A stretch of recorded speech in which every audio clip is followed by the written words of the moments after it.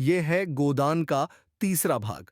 इससे पहले के भागों को हमने पहले ही अपने चैनल पर अपलोड कर दिया है, तो उसे भी देखें। तो चलिए शुरू करते हैं। होरी अपने गांव के समीप पहुंचा तो देखा अभी तक गोबर खेत में ऊख घोड़ रहा है और दोनों लड़कियां भी उसके साथ काम कर रही हैं।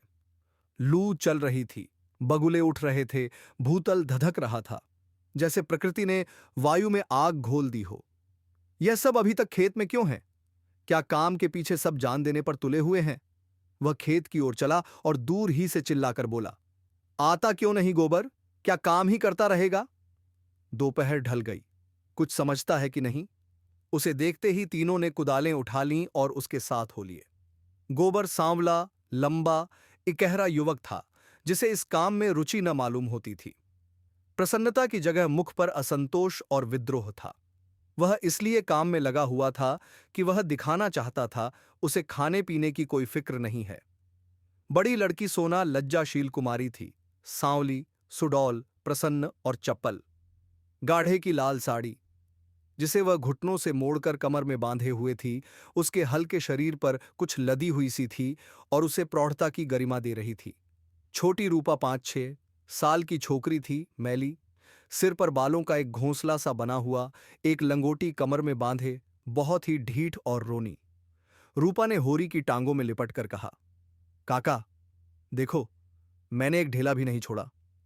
बहन कहती है, जा पेड़ तले बैठ। ढेले न तोड़े जाएंगे काका, तो मिट्टी कैसे बराबर होगी?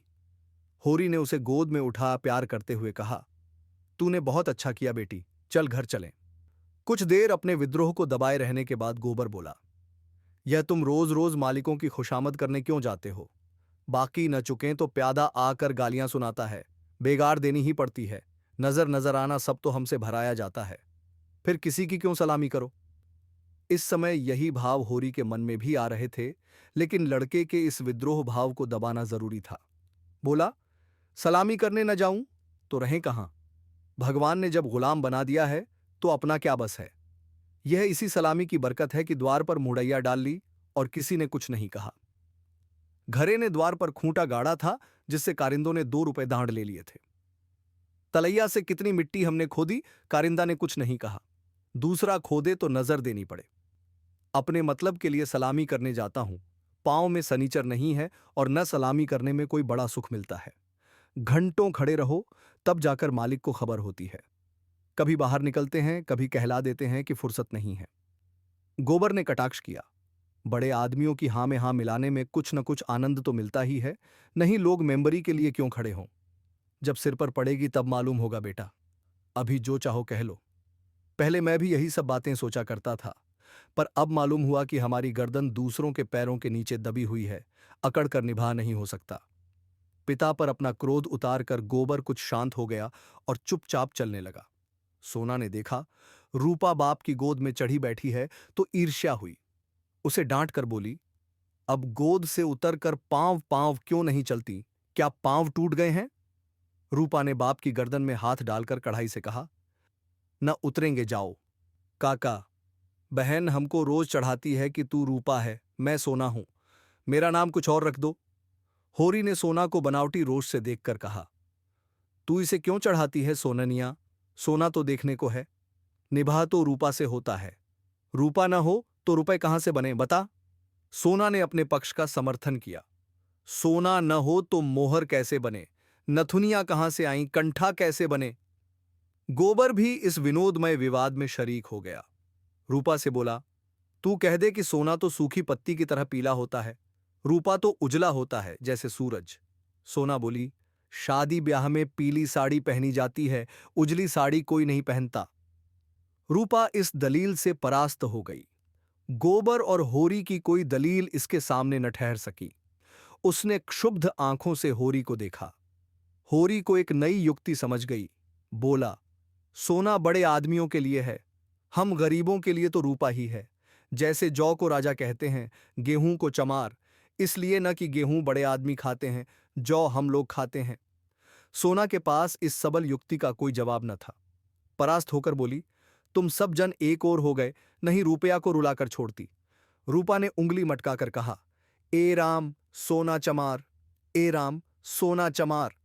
इस विजय का उसे इतना आनंद हुआ कि बाप की गोद में रह न सकी। जमीन पर कूद पड़ी और उछल उछल कर यही रट लगाने लगी। रूपा, राजा, सोना चमार, ये लोग घर पहुंचे तो धनिया द्वार पर खड़ी इनकी बाट जोह रही थी। रुष्ट होकर बोली, आज इतनी देर क्यों की गोबर?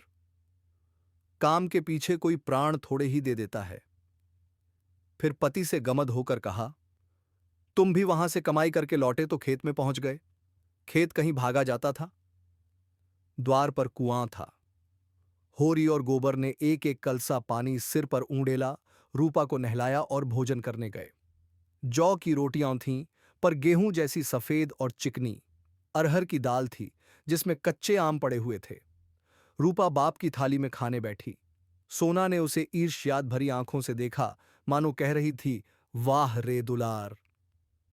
धनिया ने पूछा, मालिक से क्या बातचीत हुई? होरी ने लोटा भर पानी चढ़ाते हुए कहा, यही तहसील वसूल की बात थी और क्या। हम लोग समझते हैं बड़े आदमी बहुत सुखी होंगे, लेकिन सच पूछो तो वह हमसे भी ज्यादा दुखी हैं। हमें पेट ही की चिंता है, उन्हें हजारों चिंताएं घेरे रहती हैं। राय साहब ने और क्या क्या कहा था, वह कुछ होरी को याद न था।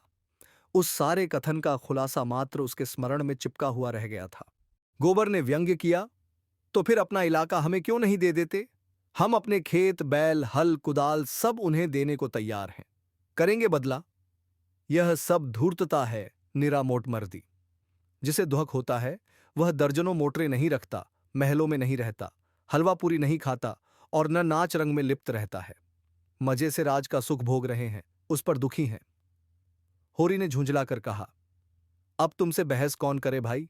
जायदाद किसी से छोड़ी जाती है कि वही छोड़ देंगे? हम ही को खेती से क्या मिलता है? एक आने नरी की मजूरी भी तो नहीं पड़ती। जो 10 रुपए महीने का भी नौकर है, वह भी हमसे अच्छा खाता पहनता है, लेकिन खेतों को छोड़ा तो नहीं जाता। खेती छोड़ दें तो और करें क्या? नौकरी कहीं मिलती है? फिर मर्जाद भी तो पालना ही पड़ता है। खेती में जो मर्जाद है वह नौकरी में तो नहीं है। इसी तरह जमींदारों का हाल भी समझ लो।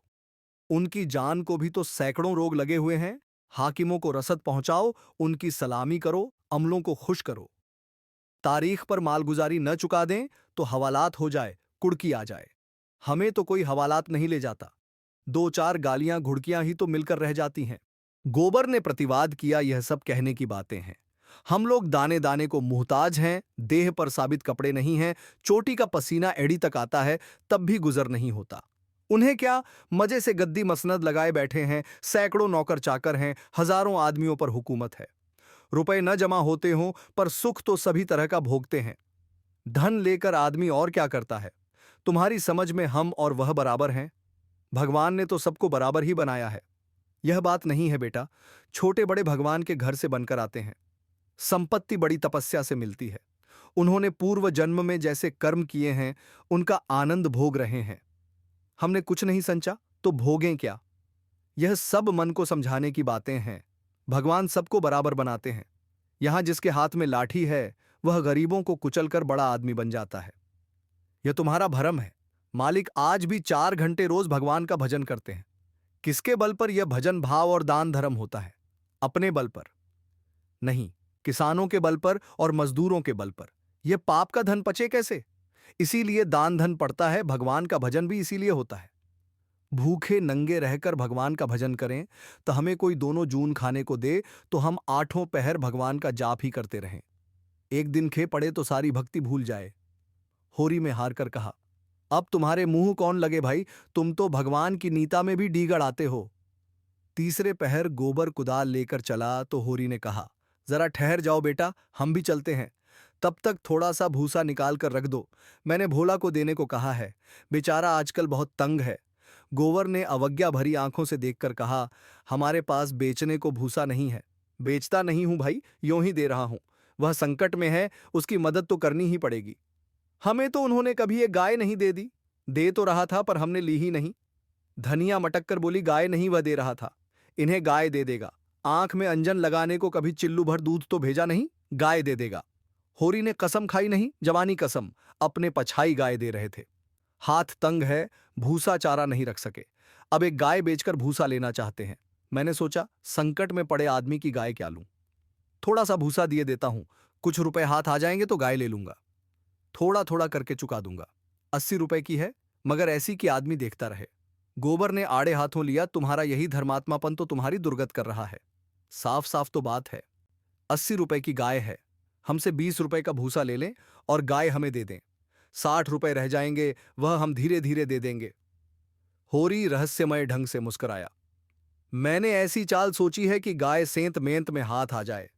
कहीं भोला की सगाई ठीक करनी है, बस 2-4 मन भूसा तो खाली अपना रंग जमाने को देता हूं। गोबर ने तिरस्कार किया, तो तुम अब सबकी सगाई ठीक करते फिरोगे? धनिया ने तीखी आंखों से देखा। अब यही एक उद्यम तो रह गया है। नहीं देना है हमें भूसा किसी को। यहां भोला भोली किसी का कर्ज नहीं खाया है। होरी ने अपने सफाई दी। अगर मेरे जतन से किसी का घर बस जाए तो इसमें कौन सी बुराई है? गोबर ने चिलम उठाई और आग लेने चला गया। उसे यह झमेला बिल्कुल नहीं भाता था। धनिया ने सिर हिलाकर कहा, जो उनका घर बसाएगा वह 80 रुपए की गाय लेकर चुप न होगा, एक थैली गिनवाएगा। होरी ने पुचारा दिया, यह मैं जानता हूं, लेकिन उनकी भलमनसी को भी तो देखो। मुझसे जब मिलता है तेरा बखान ही करता है, ऐसी लक्ष्मी है, ऐसी सलीकेदार है। धनिया के मुख पर स्निग्धता झलक पड़ी। मन भाए मुड़िया हिलाए वाले भाव से बोली, मैं उनके बखान की भूखी नहीं हूं, अपना बखान धरे रहें। होरी ने नेह भरी मुस्कान के साथ कहा, मैंने तो कह दिया भैया, वह नाक पर मक्खी भी नहीं बैठने देती, गालियों से बात करती है, लेकिन वह यही कहे जाए कि वह औरत नहीं, लक्ष्मी है। बात यह है कि उसकी घरवाली जबान की बड़ी तेज थी। बेचारा उसके डर के मारे भागा भागा फिरता था। कहता था, जिस दिन तुम्हारी घरवाली का मुंह सवेरे देख लेता हूं, उस दिन कुछ न कुछ जरूर हाथ लगता है। मैंने कहा, तुम्हारे हाथ लगता होगा, यहां तो रोज देखते हैं, कभी पैसे से भेंट नहीं होती। तुम्हारे भाग ही खोटे हैं तो मैं क्या करूं? लगा अपने घरवाली की बुराई करने, भिखारी को भीख तक नहीं देती थी, झाड़ू लेकर मारने दौड़ती थी, लालचिन ऐसी थी कि नमक तक दूसरों के घर से मांग लाती थी। मरने पर किसी की क्या बुराई करूं, मुझे देखकर जल उठती थी। भोला बड़ा गमखोर था कि उसके साथ निबाह कर दिया। दूसरा होता तो जहर खा मर जाता। मुझसे 10 साल बड़े होंगे भोला, पर राम राम पहले ही करते हैं। तो क्या कहते थे कि जिस दिन तुम्हारी घरवाली का मुंह देख लेता हूं तो क्या होता है? उस दिन भगवान कहीं ना कहीं से कुछ भेज देते हैं। बहुएं भी तो वैसी ही चटोरी नाई हैं। अब की सबों ने 2 रुपए के खरबूजे उधार खा डाले। उधार मिल जाए फिर उन्हें चिंता नहीं होती कि देना पड़ेगा या नहीं। अरे भोला रोते काहे को हैं? गोबर आकर बोला। भोला दादा आ पहुंचे। मन दो मन भूसा है, वह उन्हें दे दो, फिर उनकी सगाई ढूंढने निकलो। धनिया ने समझाया, आदमी द्वार पर बैठा है, उसके लिए खाट बाट तो डाल नहीं दी, ऊपर से लगे भुनभुनाने। कुछ तो भलमनसी सीखो। कलसा ले जाओ, पानी भर कर रख दो, हाथ मुंह धोएं, कुछ रस पानी पिला दो। मुसीबत में ही आदमी दूसरों के सामने हाथ फैलाता है। होरी बोला, रस वस का काम नहीं है, कौन कोई पाहुने हैं। तो बाकी की कहानी अगले पार्ट में। हमसे जुड़े रहने के लिए चैनल को सब्सक्राइब करें और वीडियो अच्छी लगे तो लाइक और शेयर भी करें। धन्यवाद।